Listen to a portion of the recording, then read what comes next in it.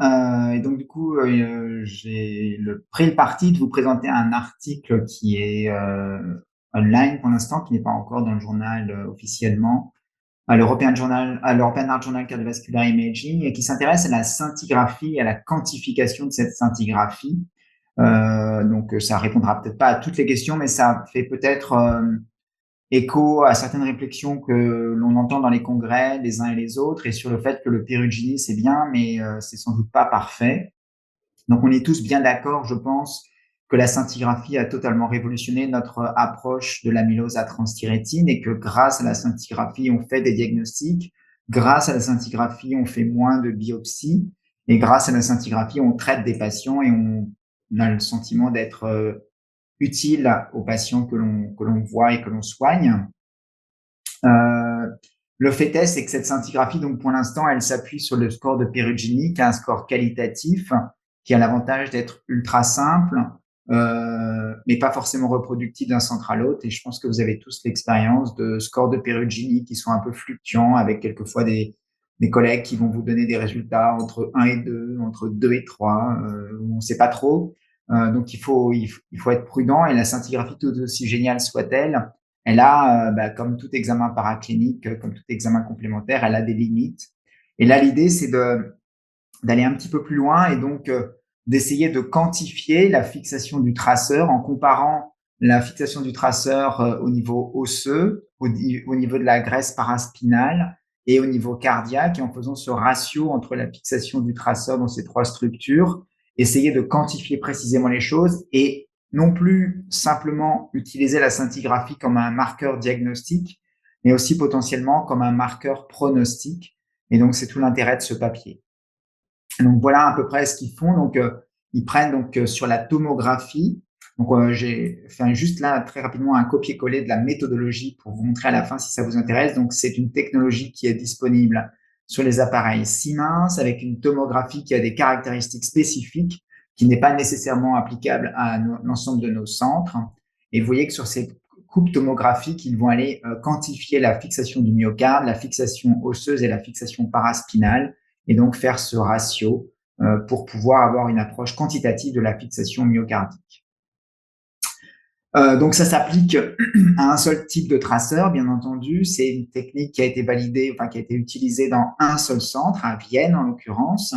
Donc c'est vraiment une étude monocentrique, intéressante, mais qui a bien sûr toutes les limites de l'étude monocentrique de cohorte, où ils ont pris 100 patients, pas tout à fait consécutifs d'ailleurs, ils ont l'honnêteté de le dire. Donc 100 patients qui ne sont pas nécessairement consécutifs, qui avaient tous des Perugini 2 ou 3, et chez qui ils ont quantifié la fixation du traceur à la scintigraphie. Ensuite, ils ont très simplement repris leurs données de suivi de ces patients, les données cliniques, les données biologiques, les données échocardiographiques et le pronostic de leurs patients. Et puis, ils ont juste pris la médiane pour séparer leur population de 100 patients en deux groupes. Et leur médiane leur a donné deux groupes de 50 patients. Un groupe avec ce qu'ils appellent donc une fixation faible, et un groupe avec une fixation élevée. Le cutoff étant ici à 5,4, mais on s'en fout un peu du cutoff puisque c'est très local, et peut-être que si ce type de technique est amené à être testé sur du multicentrique, on aura des cutoffs différents. Donc voilà, tout simplement, hein, étude très très simple dans son schéma. Juste des investigateurs qui s'intéressent à la scintigraphie, ils prennent leurs patients et puis ils voient lesquels ils peuvent utiliser pour leur étude de faisabilité.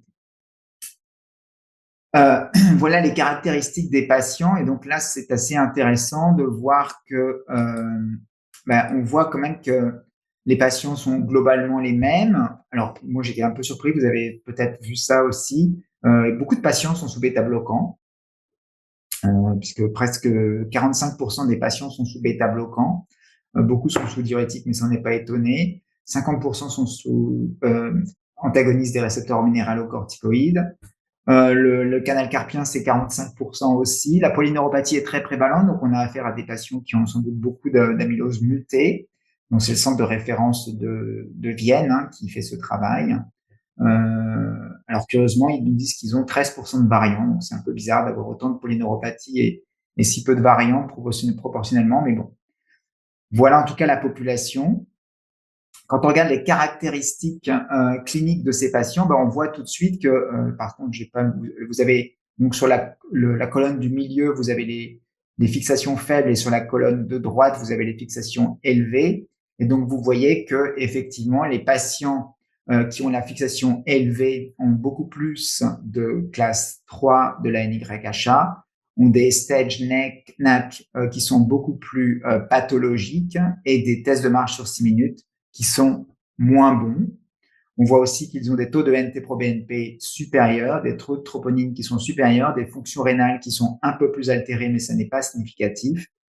Et ce qui est très intéressant, c'est que par contre, pardon, excusez-moi, excusez-moi, j'ai fait une bêtise. Voilà, ça ne colle pas avec le score de Perugini. Vous voyez qu'ils ont à peu près des taux similaires de score de Perugini 2 ou 3 dans les groupes fixation élevée et les fixations faibles. Donc, premier enseignement de ce travail, c'est que quand on quantifie précisément, enfin en tout cas on croit précisément la fixation du traceur dans le myocarde, on s'aperçoit que ça ne corrèle pas si bien que ça avec le grade de Perugini, montrant donc la limite relative du grade de Perugini.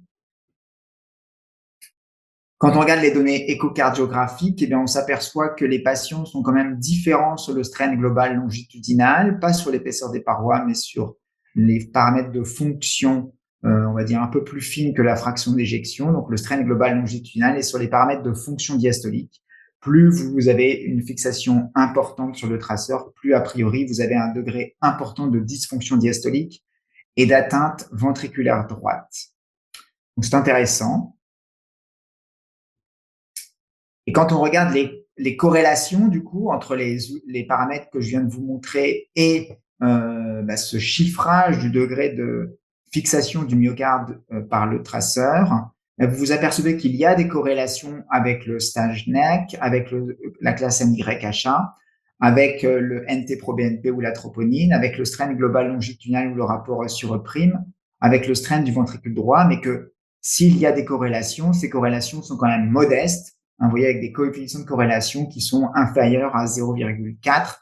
Donc, corrélation statistiquement significative peut-être, mais vraiment corrélation modeste et qu'on ne peut pas vraiment en faire un outil cliniquement utile. Pour autant, quand vous regardez les droites de corrélation, vous êtes assez surpris de constater que vous distinguez assez aisément les patients qui ont des fixations faibles, ici en bleu, et les patients qui ont une fixation élevée, ici en jaune, avec une droite de corrélation qui distingue assez bien les patients en fonction donc de leur captation du traceur, corrélée au strain global longitudinal, au strain du ventricule droit ou au rapport E sur E'. Donc ces droites de corrélation sont assez impressionnantes, même si les coefficients de corrélation ne sont pas extraordinaires. Et l'avantage, donc, et c'était l'objectif de l'étude, c'était de voir s'il y avait une valeur pronostique à quantifier cette fixation du traceur dans le myocarde. C'est qu'ils arrivent à montrer qu'effectivement, les courbes de Kaplan-Meier, après presque 3 ans de suivi, montrent une différence significative entre les patients qui ont une fixation élevée ou une fixation faible, et que bien entendu, sans surprise, plus vous avez une fixation importante du traceur lors du diagnostic initial, moins bon est votre pronostic. Donc ça, c'est quand même relativement intéressant. Point intéressant aussi pour ce qui est des corrélations, les courbes de corrélation ici avec le NT-proBNP, avec la troponine ou le test de marche sur 6 minutes, qui sont assez aussi intéressantes pour bien montrer la valeur de cette quantification de la fixation du myocarde en scintigraphie. Donc, ils arrivent à leur objectif. Ils voulaient utiliser la scintigraphie pour quantifier la fixation et pour voir si c'était un marqueur pronostic.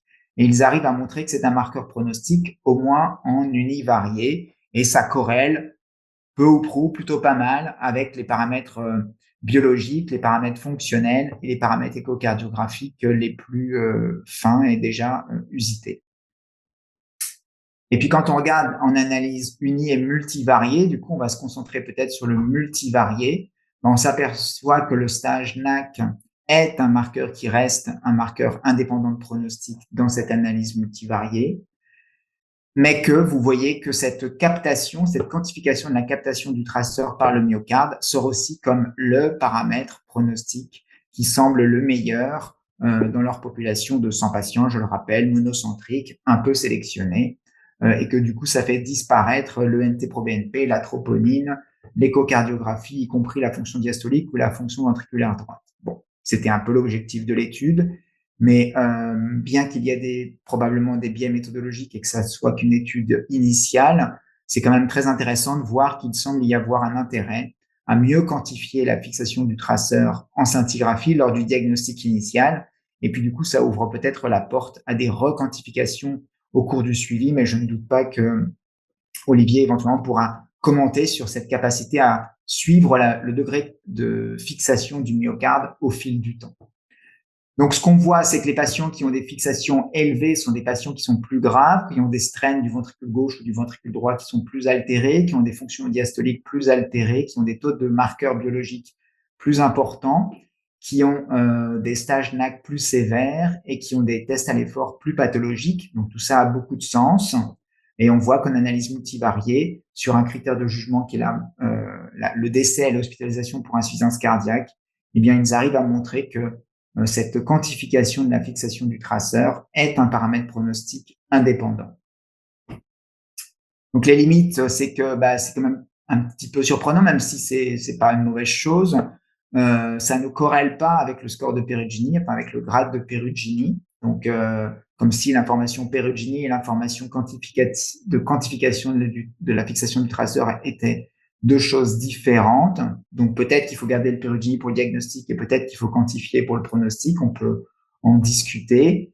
Mais donc clairement, ça ouvre des perspectives nouvelles dans l'usage que l'on peut avoir de la scintigraphie pour nos patients qui maintenant ont un pronostic vital qui est plutôt pas mauvais et qu'on suit pendant des années et où se pose la question de potentiellement utiliser la scintigraphie pour autre chose que le diagnostic initial.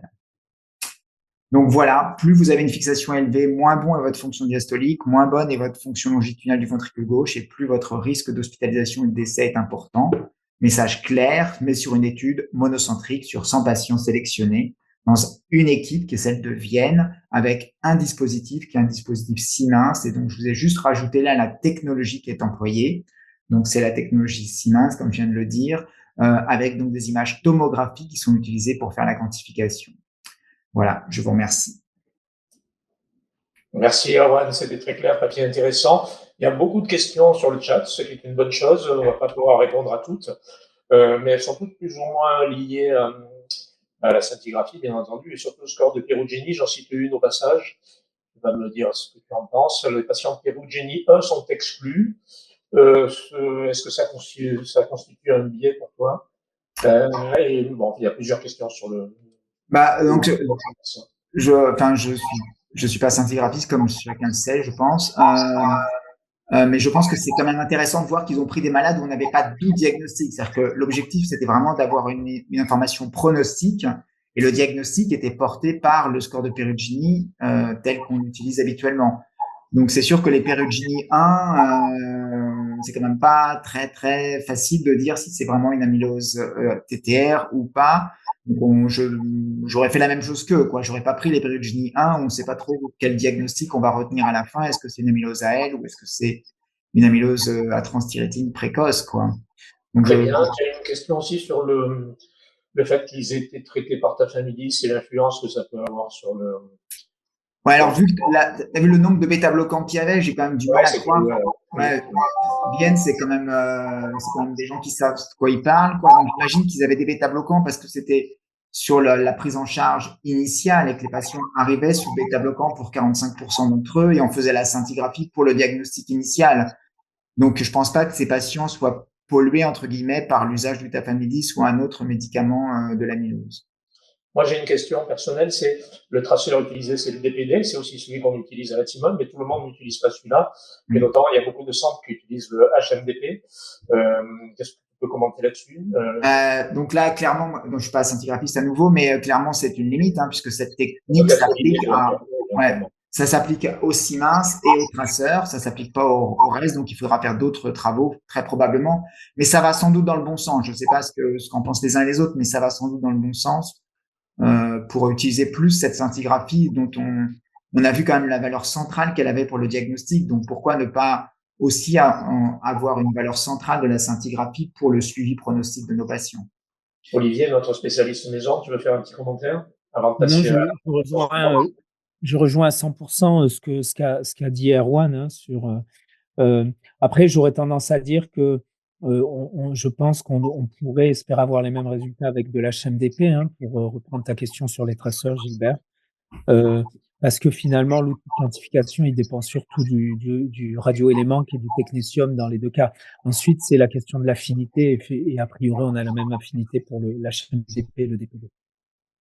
Et je rejoins ton analyse également, Erwan, sur cette synthique dont on découvre de plus en plus de vertus, j'ai envie de dire, et potentiellement, effectivement, se poser la question de son positionnement dans le suivi. En tout cas, pour la réponse au traitement. Merci beaucoup.